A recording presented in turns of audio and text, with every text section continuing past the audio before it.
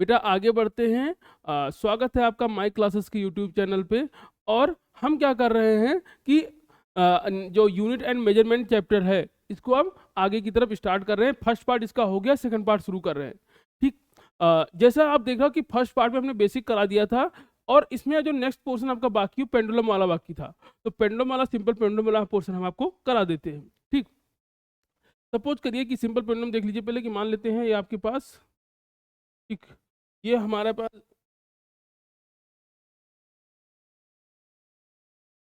ठीक, तो सपोज करिए ये आपको दे रखा है, एक पेंडुलम ले लेते हैं, मान लीजिए ये आपका एक पेंडुलम है।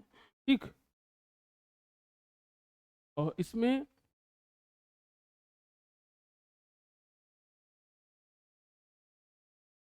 ये आपके पास ये एक पेंडुलम है। जैसा कि आपको पता ही पेंडुलम है क्या, तो ये इसकी एल लेंथ है और ये यहीं पे ये इससे मूव कर रहा है कंटिन्यूअस। ठीक है। जो इसका मूवमेंट है बेटा, जैसे वो कहाँ से कहाँ तक है, वो सपोज करिए यहाँ से, और ठीक, ये आपका मूवमेंट दे रखा है कि यहाँ पे ये इतनी दूरी में वो क्या कर रहा है, ऑसिलेट कर रहा है। यहाँ पे ये दूरी दिख रही है इसकी। ठीक है। और यहाँ पे एक चीज समझिएगा यहाँ पे कि पेंडुलम आपने लिया इसे, इसको छोड़ दिया, ये इस पोर्शन में इसमें ऑसिलेट कर रहा है। ठीक। आ कैसे रहा होगा, जैसे यहाँ से चला, पहले ऐसे, फिर ऐसे, फिर ऐसे, फिर ऐसे, फिर ऐसे, फिर ऐसे, और यहाँ पहुंचा। फिर यहाँ से बेटा वापस गया, ये वापस जाएगा तो कैसे जाएगा, फिर से वापस। ठीक, मैं बना अलग रहा हूँ इसको, ठीक है, लेकिन ये जा इसी रास्ते पे रहा होगा। ठीक, यानी ये जा रहा होगा इसी रास्ते पे, ये इसी से वापस जाएगा और ये इधर ऐसे, ये आपका गया। तो पेंडुलम आपका ऐसे ऑसिलेट कर रहा होगा। ठीक। अब यहाँ पे तीन चार टर्म है, एक एक करके समझते हैं। पहला आपके पास टर्म है टाइम पीरियड। टाइम पीरियड क्या होता है बेटा, टाइम पीरियड को हम लोग टी से डिनोट करते हैं। टाइम पीरियड कि एक राउंड, एक बार पेंडुलम ये आपका है बेटा, ये पहले ऐसे आया, फिर वापस ऐसे आया, फिर इधर गया और फिर वापस आया। यानी एक्चुअल में मैं इसका अगर पाथ बनाऊं तो पेंडुलम यहाँ था बेटा, ऐसे आएगा, फिर क्या होगा, यहाँ से ऐसे वापस जाएगा और फिर यहाँ जाएगा बेटा, और यहाँ से फिर वापस आएगा। ये इसका क्या है, एक कंप्लीट राउंड है। पेंडुलम आपका ऐसे गया, फिर इधर वापस आया, ये वापस आके गया, ये इसको क्या कहोगे, एक राउंड। ठीक है। तो पेंडुलम को एक कंप्लीट राउंड लगाने में जो टाइम लगता है वही आपका क्या होता है बेटा, टाइम पीरियड। ठीक, ये आपका टाइम पीरियड है। नेक्स्ट आपके पास टर्म क्या है, फ्रीक्वेंसी। फ्रीक्वेंसी क्या होती है बेटा, एक सेकंड में कितना राउंड लगा ले रहा है पेंडुलम, यही इसकी क्या हो जाएगी, फ्रीक्वेंसी। एक सेकंड में कितनी बार ये आगे पीछे हो रहा है, यही क्या हो जाएगी इसकी फ्रीक्वेंसी। ठीक है। इन दोनों में रिलेशन है, आपको पता ही है कि टाइम पीरियड जो होता है बेटा, टाइम पीरियड वो क्या होता है, 1 अपॉन फ्रीक्वेंसी, या जो फ्रीक्वेंसी होती है वो क्या होता है, 1 अपॉन टाइम पीरियड। दो बातें याद रखिएगा, टाइम टाइम की यूनिट जो होती है बेटा ये क्या है, तो इसकी यूनिट है सेकेंड। ठीक है। ऐसे फ्रीक्वेंसी की जो एसआई यूनिट है क्या है, हर्ट्स। तो फ्रीक्वेंसी के एसआई यूनिट हर्ट्स है और टाइम की यूनिट क्या है, सेकेंड है। इसके अलावा एक इसका और फार्मूला है टाइम को निकालने का, वो जो है बेसिकली आपके उसका डेरिवेशन है नहीं। ठीक है। तो सीधा आपको फार्मूला याद करना है कि फार्मूला क्या है, हमें अगर टाइम पीरियड निकालना है पेंडुलम का, तो टाइम पीरियड इजिकल टू क्या है इसका, 2 पाई अंडर रूट के अंदर एल अपॉन जी। एक बात समझिए यहाँ पे कि जो इसका टाइम पीरियड है, टाइम पीरियड में बता दिया कि कितनी देर में एक राउंड लगा रहा है, ये इसका क्या है, टाइम पीरियड। तो इसका जो टाइम पीरियड है वो किस पे डिपेंड कर रहा है, लेंथ और जी पे। ये इस पे डिपेंड नहीं कर रहा है कि आपने कितना बड़ा मास लिया है। ठीक है। ये कितना बड़ा है इस पे डिपेंड ही नहीं कर रहा है। इसको जरा प्रैक्टिकली समझो, इस मास पे डिपेंड नहीं कर रहा, क्योंकि इस फार्मूले में देखो कहीं मास आया नहीं, इसका मास है तो भी कोई नहीं आया। आप इसको ऐसे समझो कि मान लिया आप झूल रहे हो, एक बच्चा झूला झूले या 4 बच्चे उसी झूले पे बैठे, टाइम उसको उतना ही लगेगा आने जाने में। ऐसा नहीं कि एक बच्चा बैठेगा तो उसको टाइम बढ़ जाएगा, 4 बच्चे। यानी जिस पेंडुलम में क्या है कि जो भी पेंडुलम में रोटेट होगा, चार एक मास होगा, मास कितना भी हो, कोई प्रभाव पड़ेगा ही नहीं टाइम पीरियड पे। तो टाइम पीरियड आ गया 2 पाई अंडर रूट के अंदर एल बाई जी। तो अब देखिए यहाँ पे टाइम पीरियड का रिलेशन क्या है, टाइम पीरियड डायरेक्टली प्रोपोर्शनल है अंडर रूट के अंदर एल। अभी पेपर था, ठीक है, सीएमएस का 9th ICST का, उसमें सेम क्वेश्चन एल पे आया है लेंथ पे। ठीक है। मैं आपको देखता हूँ, मेरे पास क्वेश्चन है तो मैं आपको ये क्वेश्चन करा दूंगा। ठीक है। तो टाइम पीरियड क्या है, डायरेक्टली प्रोपोर्शनल है एल से। देखो वो क्वेश्चन क्या था कि अगर लेंथ को हम 4 टाइम कर देंगे, लेंथ अगर 4 टाइम इंक्रीज हो जाएगा, क्वेश्चन यही है, मैं यही करा दे रहा हूँ। लेंथ आपका 4 टाइम इंक्रीज हो रहा है, तो टाइम पीरियड में क्या चेंज आएगा, टाइम पीरियड में कितना चेंज आएगा। अब सोचिए लेंथ को 4 टाइम बढ़ाएंगे तो 4L होगा, लेकिन टाइम पीरियड क्या है, रूट की टाइम है, तो टाइम पीरियड क्या होगा, अगर लेंथ 4 टाइम बढ़ेगा तो टाइम पीरियड 2 टाइम बढ़ेगा, केवल 2 टाइम इंक्रीज होगा, यानी टाइम पीरियड आपका क्या हो गया, डबल हो गया। क्यों ऐसा हुआ, लेंथ को 4 गुना बढ़ाने पे टाइम पीरियड केवल 2 गुना बढ़ा, क्योंकि बेटा क्या है उसका रूट हो रहा है। ठीक है, तो लेंथ याद रखिएगा, तो टाइम पीरियड क्या है, डायरेक्टली प्रोपोर्शनल टू लेंथ है। दूसरी बात यहीं पे और समझिए थोड़ा सा, ठीक, छोटी सी बात अब यहाँ पे और समझते हैं जरा, उसी चीज को यहाँ लिख रहे हैं बेटा। अब ये देखिए कि अगर हम वहीं पे देखें तो टाइम पीरियड आपका इनवर्सली प्रोपोर्शनल है, इनवर्सली प्रोपोर्शनल है अंडर रूट के अंदर जी के।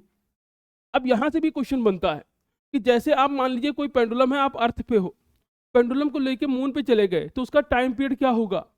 ठीक है, तो आप समझिए कि जहां पे जी की वैल्यू बढ़ेगी वहां टाइम पीरियड बढ़ेगा। तो अगर जी इंक्रीज करेगा, जी इंक्रीज करेगा तो टाइम पीरियड क्या हो जाएगा, कम हो जाएगा, वो भी रूट टाइम। ठीक है, जी इंक्रीज करेगा तो टाइम पीरियड क्या होगा, कम होगा। यानी अगर आप मून पे जाओगे तो टाइम पीरियड क्या हो जाएगा, कम हो जाएगा। ठीक, अब अर्थ से, यानी अगर मान लीजिए आप अर्थ से किसी ऐसे प्लैनेट पे जा रहे हो, यहीं पे याद रखिएगा, अगर हम कोई अर्थ से ऐसे प्लैनेट पे जा रहे हैं जिसका मास अर्थ से कम है, जिसका मास कम है अर्थ से, तो वहां पे जो टाइम पीरियड है वो क्या हो जाएगा, वहां पे टाइम पीरियड कम हो जाएगा। ठीक है, सॉरी, जिसका मास अर्थ से कम है। अब अगर उसका मास कम होगा बेटा तो उसकी जी की वैल्यू क्या होगी, जी की वैल्यू कम होगी, और जिसके लिए जी की वैल्यू कम होगी उसके लिए टाइम पीरियड क्या होगा, ज्यादा होगा। तो अगर आप ऐसे प्लैनेट पे जा रहे हो जिसका मास कम है, उसके लिए जी की वैल्यू कम होगी और टाइम पीरियड क्या होगा, बढ़ जाएगा। ऐसे जब आप अर्थ से मून पे जाओगे तो मून पे जी की वैल्यू क्या होगी, कम हो जाएगी, तो टाइम पीरियड क्या हो जाएगा मून का, मून पे आपका टाइम पीरियड बढ़ जाएगा। ठीक, तो अगर अर्थ से किसी ऐसी जगह जा रहे हैं जिसका मास कम है, तो उस आपका टाइम पीरियड क्या हो जाएगा, बढ़ जाएगा। और अगर आप अर्थ से कहीं ऐसी जगह जा रहे हैं जिसका मास ज्यादा है, जिसका मास क्या है, ज्यादा है, अगर मास बेटा ज्यादा है तो अब जी की वैल्यू क्या हो जाएगी, मास ज्यादा होगा तो जी की वैल्यू क्या हो जाएगी, तो जी की वैल्यू ज्यादा होगी। अगर जी की वैल्यू ज्यादा होगी तो टाइम पीरियड क्या होगा, कम होगा। ठीक है, क्योंकि इनवर्सली प्रोपोर्शनल है। तो यानी अगर आप अर्थ से कोई ऐसे प्लैनेट पे जाओगे जिसका मास कम है, तो वहां जी की वैल्यू क्या हो जाएगी, कम हो जाएगी और टाइम पीरियड बढ़ जाएगा। यानी पेंडुलम को रोटेट होने में ज्यादा टाइम लगेगा।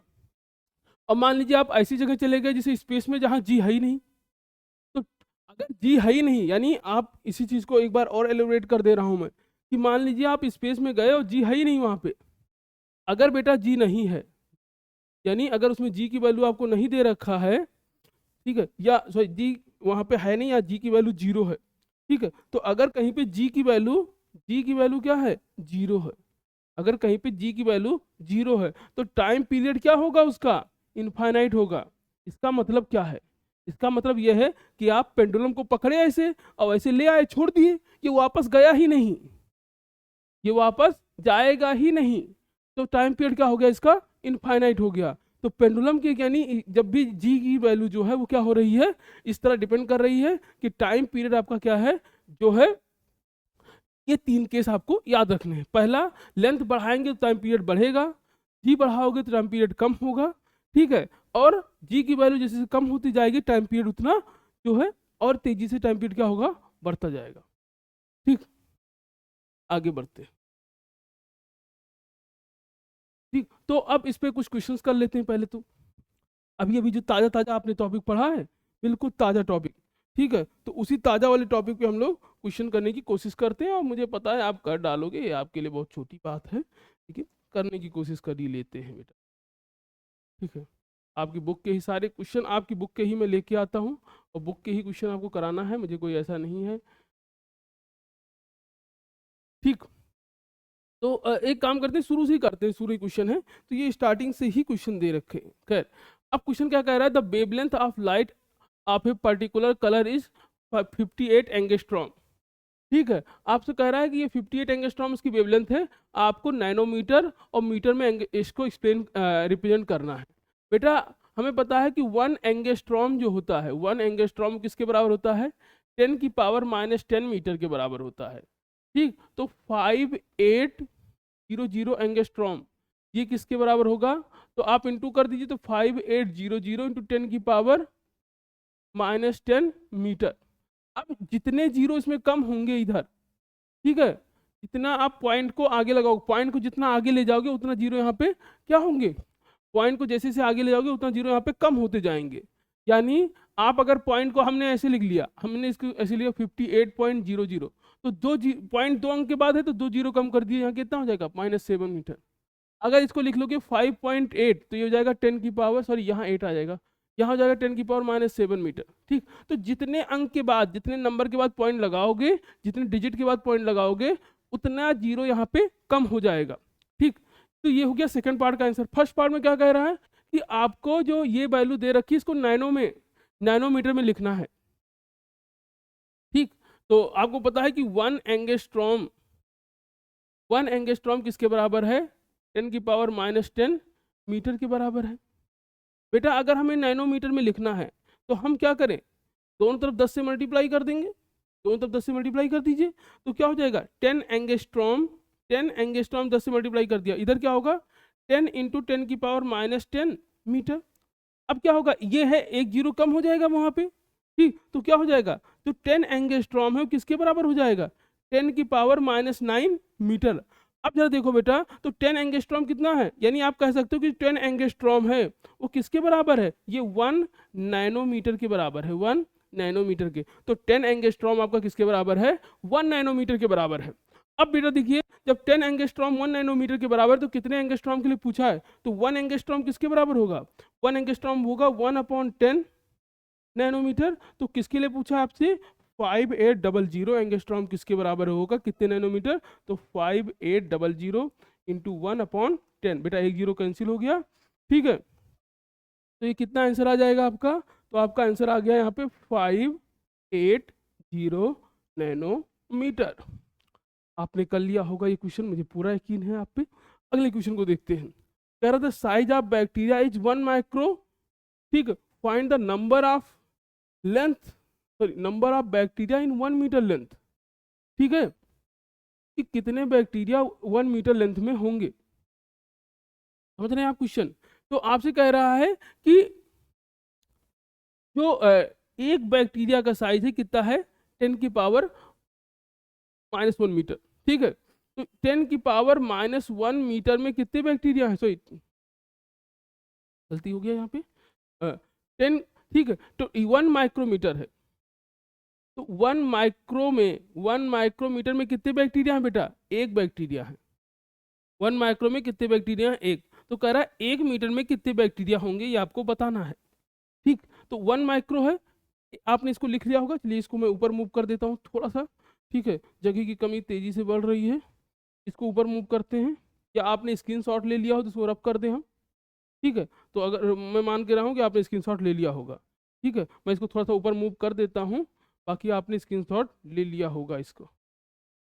ठीक है, चलिए तो मैं इसको हटा दे रहा हूँ बेटा।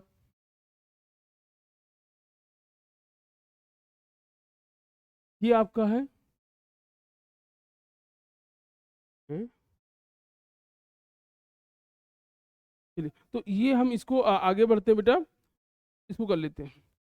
ठीक, तो 1 माइक्रोमीटर में कितने बैक्टीरिया हैं, एक बैक्टीरिया है। ठीक, अब जरा इसको देखिए, अगर 1 माइक्रोमीटर में एक बैक्टीरिया, यहीं पे कर लेंगे इसको। ठीक, 1 माइक्रोमीटर में बैक्टीरिया कितने हैं बेटा, एक। ठीक है, 1 माइक्रोमीटर में। ठीक, चलिए इसको छोटा कर लेते हैं थोड़ा सा।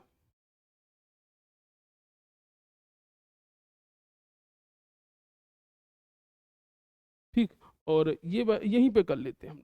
चलिए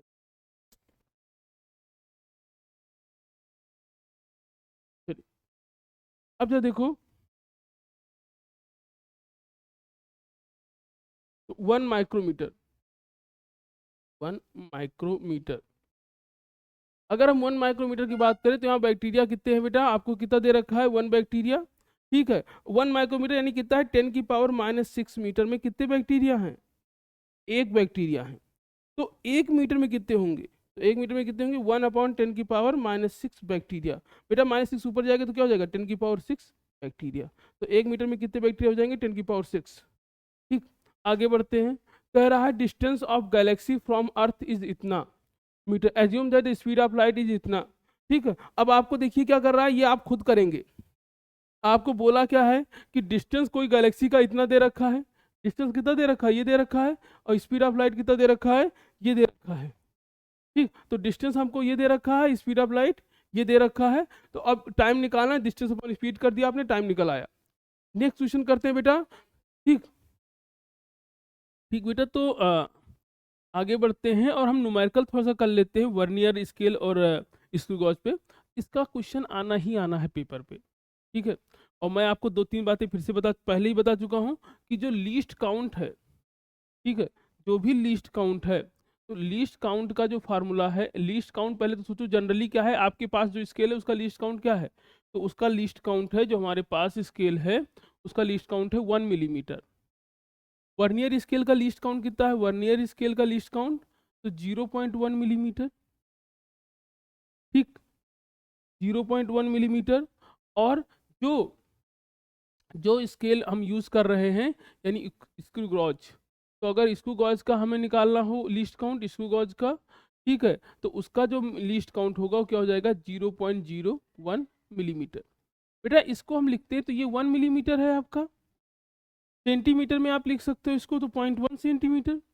ठीक है, इसको अगर सेंटीमीटर में लिखोगे तो क्या लिखोगे? 0.1 सेंटीमीटर। इसको सेंटीमीटर में लिखोगे 0.01 सेंटीमीटर, और इसको अगर सेंटीमीटर में लिखोगे तो 0.001 सेंटीमीटर। तो ये सारी चीज़ें सेंटीमीटर में हो जाएंगी। आपको न्यूमेरिकल याद कर, ये क्या था, ये जनरल है, यानी अगर क्वेश्चन में कुछ नहीं कहा है तो आप ये यूज़ कर सकते हो। उसके अलावा मैंने आपको क्या बताया कि लीस्ट काउंट का क्या फार्मूला है, तो लीस्ट काउंट का जो मेन फार्मूला है, 2 फार्मूला आपको बताया हमने लीस्ट काउंट का। एक है लीस्ट काउंट का फार्मूला जो आपकी बुक में दिया है कि 1 main scale division, 1 main scale division upon total number of division in vernier scale. ठीक है, 1 main scale division upon total number of division in vernier scale. ये किसका फार्मूला है? ये उसका है, वर्नियर कैलिपर का फार्मूला है। अगर आपसे कहा जाए स्क्रू गॉज में क्या फार्मूला है लीस्ट काउंट का, तो स्क्रू गॉज का जो फार्मूला है वो क्या है? Pitch upon total number of division. Pitch upon क्या है? Total number of division in circular scale. Total number of division in circular scale, वहाँ स्केल कैसी है? सर्कुलर है, सर्कुलर।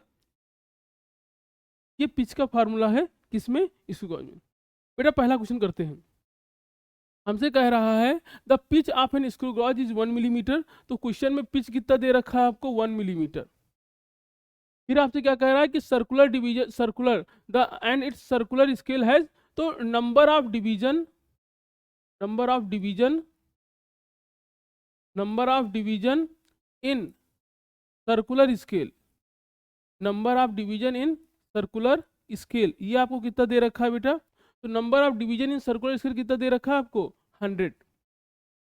ठीक, तो सर्कुलर स्केल में नंबर ऑफ डिवीजन कितना दे रखा है बेटा? 100 हमको दे रखा है। अब हमको निकालना है लीस्ट काउंट। लीस्ट काउंट का फॉर्मूला भी ताजा ताजा बताया आपको, क्या है? Pitch upon total number of division in circular scale, pitch upon total number of division in circular scale. तो पिच आपको कितना दे रखा है बेटा? 1 मिलीमीटर, और total number of division in circular scale कितना है? 100 है। डिवाइड कर दिया आपने, 0.01 मिलीमीटर आ गया बेटा। इसी को सेंटीमीटर में करोगे तो 1 जीरो और लग जाएगा, और ये हो गया सेंटीमीटर में। ये आपने निकाल लिया होगा लीस्ट काउंट। इसके बाद आपको क्या निकालना है? डायमीटर ऑफ द वायर, कि हम इसको यूज कर रहे हैं किसको मेजर करने में। तो आपसे बोला है डायमीटर के लिए कि जो मेन स्केल डिवीजन है, डायमीटर के लिए क्या बोला है कि main scale division, main scale reading कितनी दे रखा है आपको? तो मेन स्केल की रीडिंग दे रखा है आपको 2. ठीक, मेन स्केल रीडिंग दे रखा है आपको 2 मिलीमीटर, और कौन सा कोइंसाइड कर रहा है? ठीक है, तो सर्कुलर स्केल जो कोइंसाइड कर रही है, कोइंसाइड डिवीजन, कोइंसाइड डिवीजन जो आपको दे रखा है वो कौन सा दे रखा है बेटा? 45। कोइंसाइड डिवीजन आपको दे रखा है 45। अब जरा देखिए हमें निकालना क्या है? हमें निकालना है रीडिंग। देखिए इसकी रीडिंग क्या आएगी, वही क्या हो जाएगा? मेजरमेंट हो जाएगा। रीडिंग निकालने का फॉर्मूला क्या है? Main scale division plus least count into coincide division. Main scale division to least count into coincide division. अब देखो मेन स्केल डिवीजन कितना दे रखा है आपको? 2 सेंटीमीटर, प्लस लीस्ट काउंट कितना आ गया बेटा? सॉरी मेन स्केल डिवीजन बेटा 2 मिलीमीटर दे रखा है, ठीक है, 2 मिलीमीटर दे रखा है, 2 मिलीमीटर, ठीक, यहाँ भी मिलीमीटर होगा, तो यहाँ हमने 2 मिलीमीटर है, तो 2 मिलीमीटर प्लस 0 पॉइंट, अब देखिए चूंकि मिलीमीटर में, तो यहाँ मिलीमीटर वाला हम यूज कर रहे हैं, ये मिलीमीटर वाला लीस्ट काउंट है आपके पास, तो मिलीमीटर वाला लीस्ट काउंट कितना है 0.01 इंटू कोइंसाइड कितना हो रहा है बेटा 45, तो यह जाएगा 2 मिलीमीटर प्लस 0.45, तो कितना आ जाएगा ये 2.45 मिलीमीटर, तो वैल्यू कितनी आ जाएगी 2.45, अगर इसको सेंटीमीटर में कन्वर्ट करोगे तो 0.245 सेंटीमीटर, तो ये सेंटीमीटर में ये आपका क्या आ गया मेजरमेंट, यानी यही क्या आएगा बेटा, ये आ गया आपका रीडिंग आ गई। अगला देखते हैं क्वेश्चन, यहाँ पे एक दो क्वेश्चन कर लोगे आपसे अपने से प्रैक्टिस बन जाएगी। कह रहा है स्क्रू गॉज है लीस्ट काउंट, अब देखो स्क्रू गॉज दे रखा है आपको, कोई स्क्रू गॉज है, ठीक, स्क्रू गॉज में आपको लीस्ट काउंट कितना दे रखा है, तो लीस्ट काउंट आपको दे रखा है स्क्रू गॉज का 0.01, ठीक है। क्वेश्चन नंबर इसकी बात करें सेकंड क्वेश्चन की, ठीक है, is use to measure the diameter of the wire, the reading of sleeves is found to be 1 millimetre and reading of thimble is found to be 27 division, ठीक है, what is the diameter of the wire, फिर से वही बात है, आपको list count they रखा है, इसका रीडिंग निकालना है, तो रीडिंग इसकी जो आएगी मेन मतलब रीडिंग, यानी जो रीडिंग है बेटा वही क्या है इसका डायमीटर है, तो रीडिंग जो होगी वही क्या है इसकी डायमीटर है, रीडिंग क्या होगी, ठीक है, तो main scale division plus least count into जो भी उसमें जो आपका जो ये दे रखा है जितना डिवीजन कोइंसाइड कर रहा है, यानी थिम्बल जो भी दे रखा है, ठीक है, तो least count into vernier scale division जो कोइंसाइड कर रहा है। अब देखिए मेन स्केल डिवीजन आपको कितना दे रखा है क्वेश्चन में 1 मिलीमीटर प्लस लीस्ट काउंट कितना है 0.01, बेटा ये भी मिलीमीटर में दे रखा है, और ये कितना है कोइंसाइड कर रहा है 27, तो कितना हो जाएगा 1 मिलीमीटर मल्टीप्लाई कर दिया आपने, ये हो जाएगा 0.27 मिलीमीटर, बेटा ऐड कर दिया तो 1.27, ये क्या आ गया मिलीमीटर, लेकिन हम आंसर हमेशा सेंटीमीटर में देंगे, तो बेटा इसको सेंटीमीटर चेंज करने के लिए 10 से डिवाइड कर दिया आपने, तो 0.127 सेंटीमीटर, ये आपका फर्स्ट पार्ट हो गया। सेकेंड पार्ट क्या कह रहा है, सेकेंड पार्ट कह रहा है बेटा if the zero error of 0.025 centimetre what is the correct diameter, तो कह रहा है कि अगर ये इंस्ट्रूमेंट में एरर है, कैसा है जीरो एरर है, पॉजिटिव जीरो एरर है, याद रखना जब भी आपको एरर दे देगा और रीडिंग निकालना होगा, ठीक है, रीडिंग निकालना है एरर के बाद, तो जो भी आपने जो आपकी रीडिंग आई है पहले की, ठीक है, जो भी पहले की रीडिंग है उसमें एरर को विद साइन ऐड करेंगे, एरर को अगर एरर माइनस में होगा तो माइनस लगाइएगा उसके आगे, अगर एरर प्लस में होगा तो प्लस लगाइएगा, ठीक है, तो अगर एरर दे रखा है यहाँ पे रीडिंग कितनी आई 0.127, एरर कितना है बेटा प्लस 0.005, एरर कितना है 0.005 सेंटीमीटर का एरर है, याद रखिएगा, इसलिए हम सेंटीमीटर वाले से माइनस इसमें ऐड कर दे रहे हैं। अब यहीं पे एक चीज और देखिए कि एरर को विद साइन रखना है, लेकिन हम यूज कैसे करते हैं, एक छोटी सी बात यहीं पे मैं बता दे रहा हूं आपको, ठीक, कि जैसे देखिए बेटा आप, तो रीडिंग जो हमको मिल रही है, ठीक है, यानी जो भी रीडिंग मिल रही है आपकी, ठीक, तो जो भी रीडिंग मिल रही है, जो रीडिंग आएगी वो क्या आ जाएगी, ठीक है, reading after error, reading after error, तो अगर एरर रही है तो जो ओल्ड रीडिंग है माइनस एरर को माइनस कर देंगे, ये फार्मूला आपका। अब एरर विद साइन रखोगे इसमें, अगर पॉजिटिव एरर होगा तो प्लस रखा जाएगा और नेगेटिव एरर होगा तो नेगेटिव रखा जाएगा यहाँ पे, तो रीडिंग आपकी कितनी आई बेटा, रीडिंग हमारी आई है 0.127, अब एरर कितना आया है प्लस का 0.005, तो कितना हो जाएगा 0.127 माइनस 0.005, ये कितना आ जाएगा 0.122, ठीक है, तो 0.122 सेंटीमीटर, तो ये आपका आ गया एरर आफ्टर मतलब रीडिंग आफ्टर एरर। आगे बढ़ते हैं, ठीक।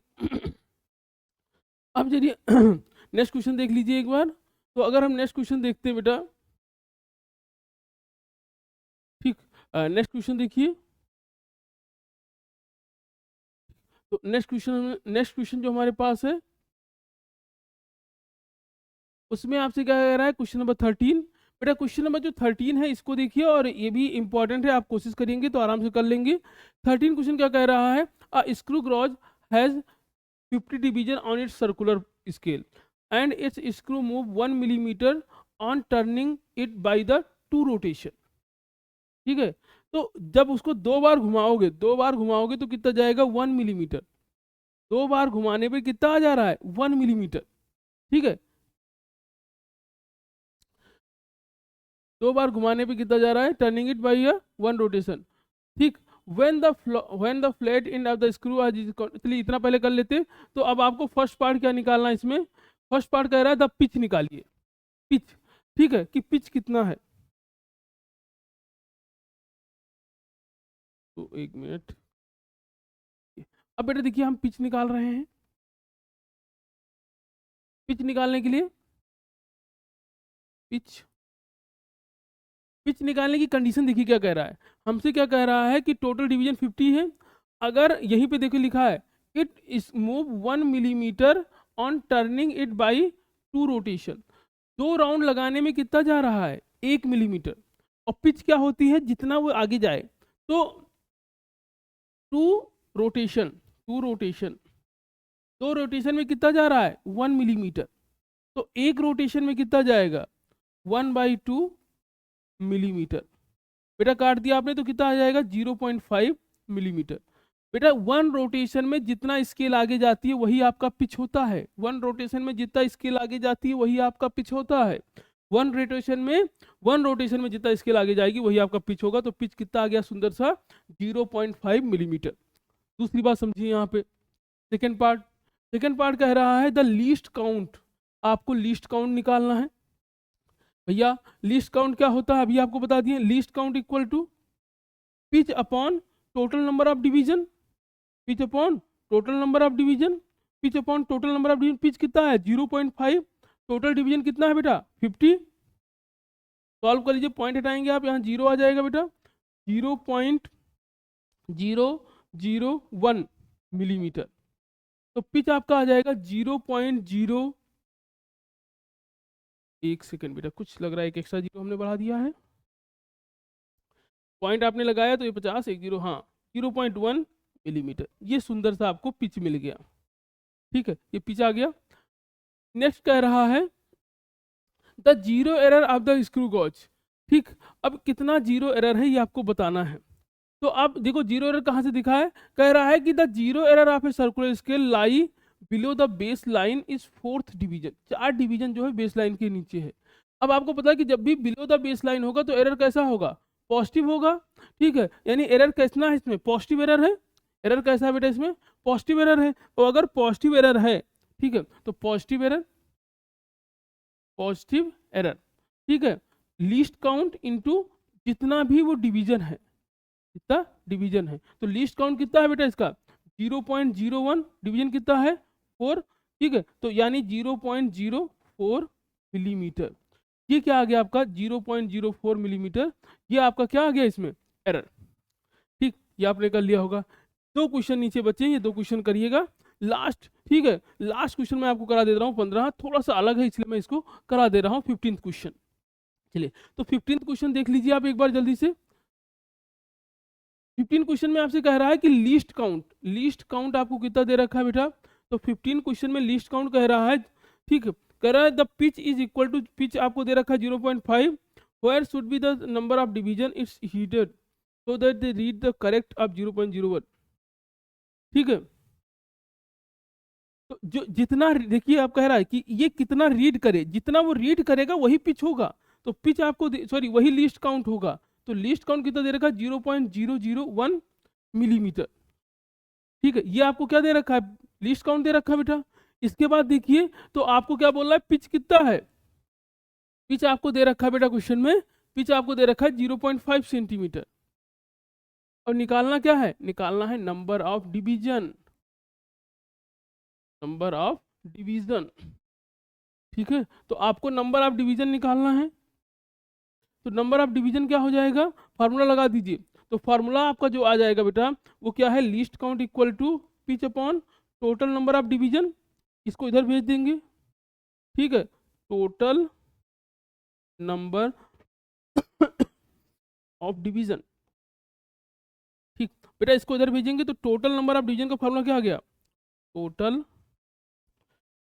नंबर ऑफ डिवीजन का फार्मूला क्या हो जाएगा, pitch upon least count. Pitch कितना आया है बेटा 0.5, लीस्ट काउंट कितना है 0.001। एक चीज देख लीजिए आप यहाँ पे कि पिच भी आपका मिलीमीटर में है और लीस्ट काउंट भी आपका क्या है, मिलीमीटर में है। हम बेटा यहाँ पॉइंट हटाएंगे, यहाँ पॉइंट के बाद कितने नंबर है 3, यहाँ पॉइंट के बाद क्या एक नंबर है तो इसलिए 2 जीरो ऊपर बढ़ जाएगा, तो बचेगा क्या 500/1 यानी 500। तो डिवीजन कितना आ गया यहाँ पे 500। ठीक है, ये आपने किया होगा। एक दो क्वेश्चन आपके सिंपल पेंडुलम के और थोड़ा सा चीजें जो सिंपल पेंडुलम की बाकी है उसको भी बता देते हैं आपको। आगे बढ़ते हैं बेटा, और थोड़ी बातें और आपसे बता देते हैं, फिर हम लोग इस चैप्टर को बाइंड अप करते हैं। ठीक है, तो इससे पहले थोड़ा सा सिंपल पेंडुलम की कुछ बातें आपको बता दी जा रही हैं। सिंपल पेंडुलम में अभी हमने थोड़ा बताया आपको कि टी इक्वल टू क्या होता है 2 पाई अंडर रूट के अंदर एल अपॉन, ये आपको पता ही है बेटा। अगर स्क्वायर एंड बोथ साइड कर दें तो टी का स्क्वायर इक्वल टू क्या हो जाएगा 2 पाई, और ये आपको क्या मिल जाएगा एल अपॉन जी। यहाँ से हमको क्या पता है कि जो टी स्क्वायर है वो डायरेक्टली प्रोपोर्शनल है एल के। यानी अगर हम कोई ग्राफ बनाते हैं, अगर हम कोई ग्राफ बनाते हैं जो टी स्क्वायर और एल के बीच में होगा, ठीक है, टी स्क्वायर और एल के बीच में होगा, तो ये कैसे बनेगा, बिल्कुल ऐसे सीधा सा।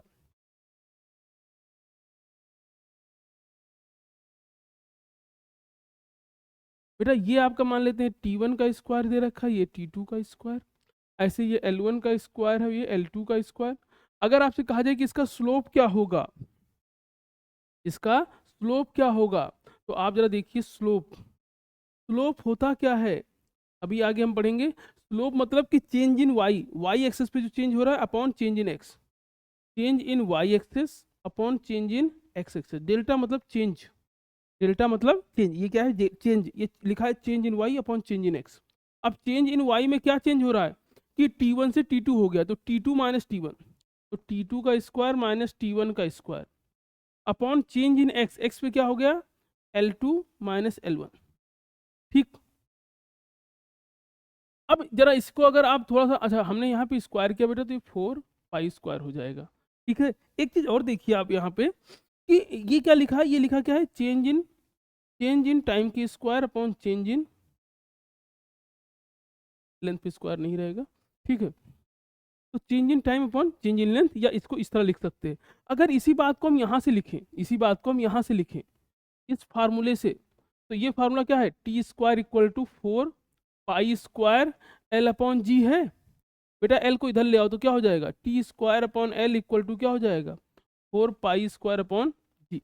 तो हम क्या लिख सकते हैं टी स्क्वायर अपॉन एल को 4 पाई स्क्वायर अपॉन, यानी अगर आपसे कहा जाए कि आपको कोई ग्राफ दे रखा है और इसका स्लोप निकालिए, तो 4 पाई स्क्वायर अपॉन जी, 4 भी पता है, पाई की वैल्यू भी पता है, जी की वैल्यू पता है, यानी इस ग्राफ का स्लोप आप सीधा निकाल सकते हो, जो कि ये कांस्टेंट होगा।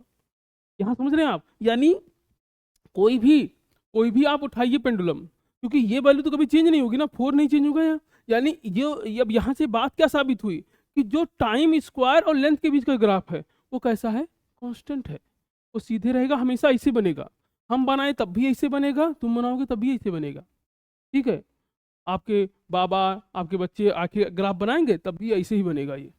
ठीक है, हमेशा ये ग्राफ कैसे बनेगा, ऐसे ही बनेगा। ठीक, चलिए अब कुछ क्वेश्चंस कर लेते हैं। कर the length of simple pendulum is made 1/4, length को अगर 1/4 कर देंगे, ठीक है, तो क्या होगा इट्स टाइम पीरियड इज, तो हाफ हो जाएगा, मैं आपको बता चुका हूँ क्यों हाफ होगा, क्योंकि आपको पता है अंडर रूट लगा है, तो L14 है तो L4 का क्या होगा 2, तो L/2 हो जाएगा। ठीक, ऐसे जो time period of second pendulum, देखिए सेकेंड पेंडुलम क्या होता है, तो सेकेंड पेंडुलम मैं आपको बता देता हूँ यहीं पे। सेकेंड पेंडुलम जो है, जैसे मान लीजिए कोई पेंडुलम है आपका, कोई पेंडुलम है ये पेंडुलम है बेटा हमारे पास, ठीक है। इसका काम क्या है, ये पहले ऐसे जाएगा, फिर ऐसे वापस आएगा और फिर ऐसे आएगा। ये पेंडुलम यानी ये क्या करेगा, एक बार यहाँ से यहाँ आएगा और एक बार ये यहाँ से यहाँ जाएगा। ये आपका क्या है, सेकंड पेंडुलम है। अब जरा ये देखो, जो सेकंड पेंडुलम है ये गया ऐसे, फिर ऐसे आया, फिर ऐसे आया, फिर ऐसे जाएगा, ऐसे ऐसे कंटिन्यूस कर रहा है। तो सेकंड पेंडुलम उसको कहते हैं जिसमें एक बार जाके वापस आने में, यानी ऐसे गया और ऐसे वापस आया, इसमें अगर 1 सेकंड का टाइम लग रहा है तो उसको कहेंगे सेकंड पेंडुलम। और अगर आपसे कहा जाए कि टोटल टाइम पीरियड, यानी ऐसे जाके फिर ऐसे आया फिर इधर आया, तो जिसका टोटल टाइम पीरियड कितना हो, 2 सेकंड का, और एक बार जाके आने में यानी आधा टाइम पीरियड कितना होगा, 1 सेकंड का। तो एक बार जाके यहाँ से गया यहाँ, यहाँ तक आ गया, तो कितना हो गया, ये 1 सेकंड और ये वाला क्या है, 1 सेकंड, ठीक है। तो सेकंड पेंडुलम जो टोटल टाइम मेजर करता है 2 सेकंड का मेजर करता है, लेकिन एक बार आने जाने में कितना लगेगा उसको, 1 सेकंड, ठीक है। फिर कह रहा है लेंथ ऑफ सेकंड पेंडुलम, तो सेकंड पेंडुलम की लेंथ अप्रोक्सीमेटली 1 मीटर होती है। अप्रोक्सीमेटली आप 1 मीटर ले सकते हो। खैर क्वेश्चन कर लेते हैं, कह रहा है simple pendulum complete 40 oscillation in 1 minute, find the frequency और टाइम पीरियड। आपको ये चीज निकालना है, ठीक है। करते हैं बेटा।